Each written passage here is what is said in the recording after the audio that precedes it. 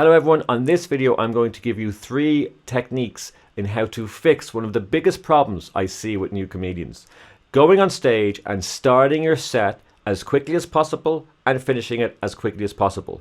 And the problem is, it feels all so robotic. It feels like we're dictating to the audience our jokes. Now, if you're a good writer, you might get a few laughs. You might think you're doing all right, but we're missing a crucial element in your set, and that's a conversational style with the audience. We need to have subtle ways in which we can let the audience know that they matter to this experience. It's not good enough for the audience to sit back and look at the performer on stage, not engaging with them. So I'm going to give you 3 really simple techniques and practices that you can start immediately, and I guarantee you it's going to benefit you when it comes to connecting with your audience and turning your already decent or crap stand-up comedy set into something way more powerful. Also, if you're already out there and you're already gigging and you have footage of yourself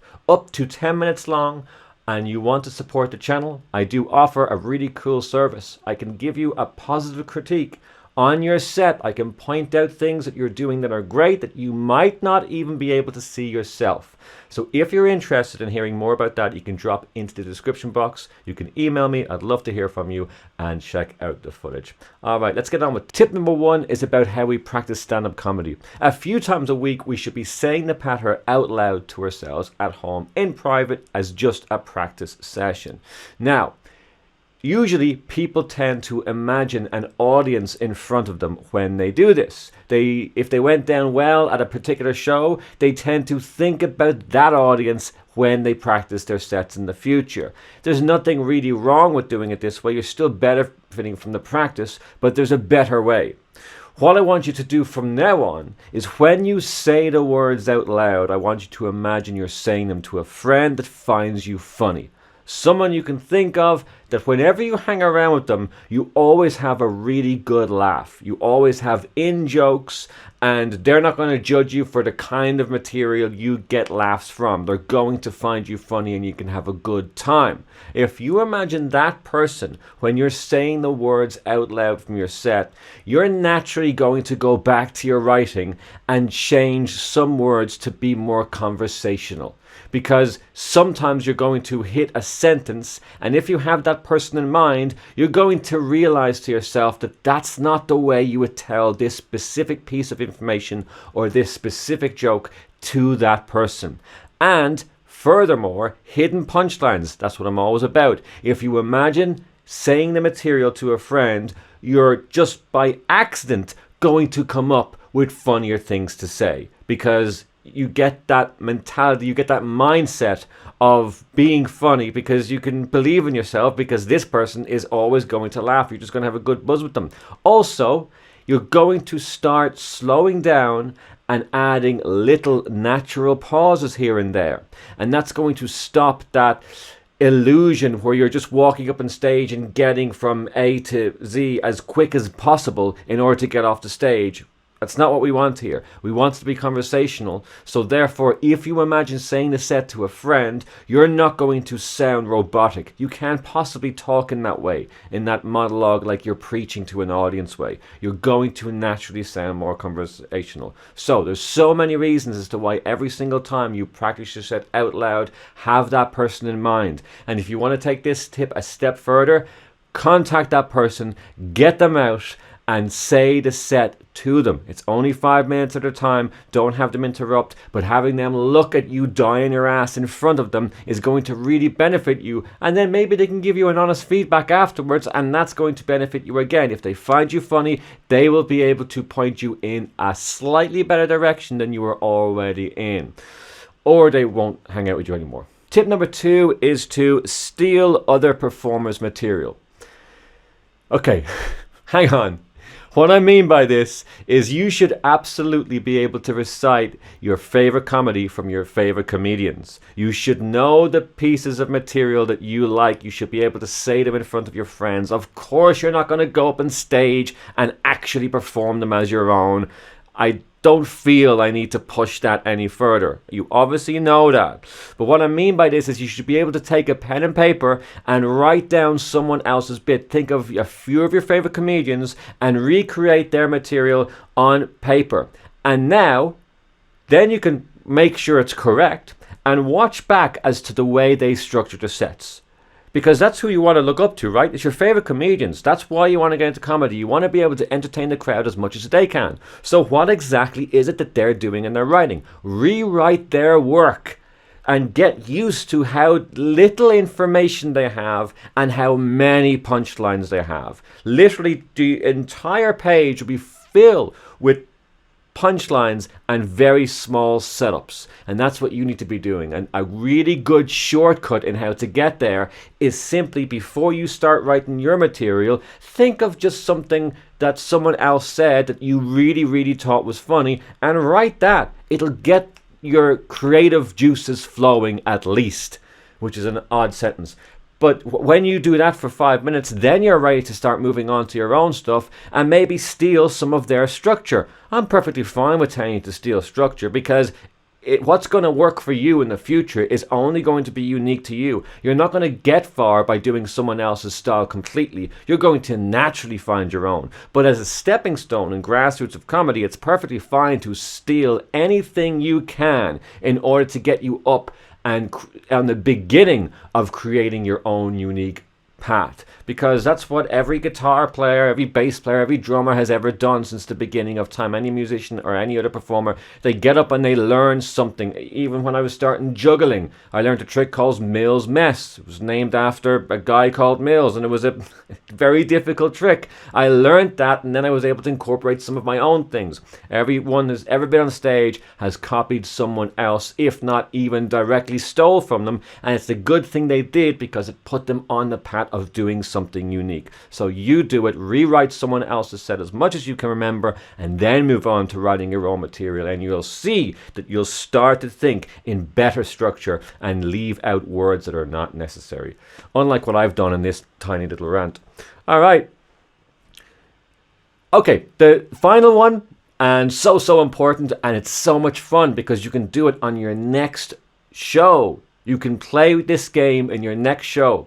And what this is going to do is it's going to stop your feet from moving from left to right. Because don't tell me they're not, because they are. The other thing it's going to do is you're no longer going to think about what comes next in your set. Your brain will just automatically know your set. These two things will start happening at the same time if you do this one technique, and it's a fun thing to do. It's all to do with eye contact, right? Now, I know you're probably thinking you're a little early in the game and you don't yet have the confidence to look at the audience in the eyes, at least not for the entire set. And there's nothing wrong with that. That will come naturally later on. It's not even that important, because we have this trick. What I'm going to do is look over the lens of the camera just ever so slightly. Now, it's annoying to you at home. It's annoying to me here.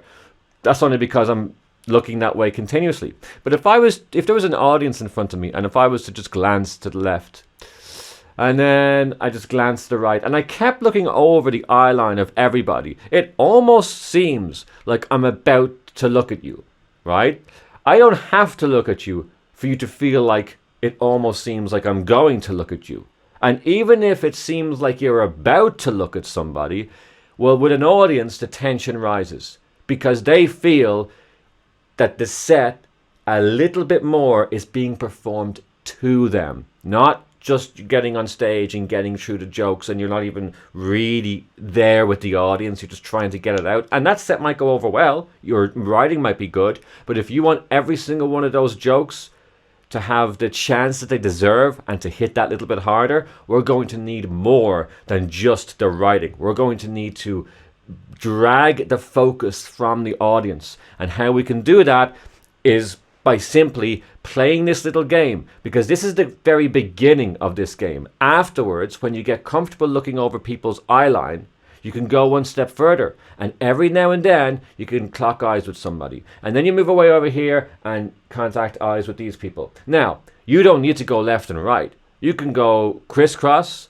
You can do a figure of 8 in this side of the room. You can do a figure eight in this side room and then move it over to here, and the figure of eight could be the entire room. You could do ABCs. In your mind, you're thinking, I'm going to look at the audience in an ABC style like this. Not too fast, because you're going to look like a fucking lunatic. But in your own way, whatever you feel comfortable. And what's happening is because you're putting so much focus on reaching out to the audience, and you're not really taking into consideration how they're looking at you. You're just focused on looking over their eye line or at them, trying to connect with as many people in your own way, whichever way you see. But subtly what's going on is your feet are now planted on the ground because your body is just thinking of this and the performing, and it's having to remember the words without you even knowing it. And that's what happens. The words just come out naturally if you've rehearsed them well enough, and the feet stay on the ground because you just can't simply walk around as you're doing the figure of eight, because you're going to fall on your ass. You're going to look like a lunatic. Your body's just not going to let you do it. And every single time I've given this tip to somebody, I've seen them in the next set they do, and their feet don't move off the ground, apart from when they actually want to take a moment to actually move their body. And what you're going to notice is so many things, the things I've covered. And also, if you're nervous at the beginning of doing this and looking at the audience, I guarantee you, in a 5-minute set, doing this for 3 minutes, you're not going to be nervous about it anymore. That's how quick this is for going away, because it's natural. It feels natural to look at the audience that's in front of you. The reason that you're nervous continuously is because you're not being uncomfortable for a very short period of time. And uncomfortable, this, looking away, pulling your body language away from the audience, not opening up to them, not moving with them, not being in sync with your words, well, this is going to continue for a lot longer than just planting yourself there. Because if you play the part, fake it, where you have the confidence, but you do this little technique, the audience you're going to see are going to warm to you because they want to see a person on stage that has confidence. Yes, they'll get behind you because they can tell already that it might be your first time, it might be your first 10th time. They can tell that, they can see that, but at least you're trying, at least you're doing the technically good things in stand-up comedy. You're ticking all the right boxes so far. You're presenting the jokes as much as you can towards them. And if you do all these basics correctly, then you give your set the focus and the lifeline it deserves. And more times than not, it will be successful. Of course, nothing's guaranteed. You're going to have bad gigs, but continue to go up and try every single time to follow the basics and simply entertain the audience in front of you, and you can't go wrong. That's going to finish it up for this short video. I hope these ideas have inspired you. I hope they were unique, that you probably haven't heard these before, because they are quite unique. And I hope you can excited to get trying them in your writing, in your practice, and especially on that stage, which you should go and book your next show right now. See you in the next video.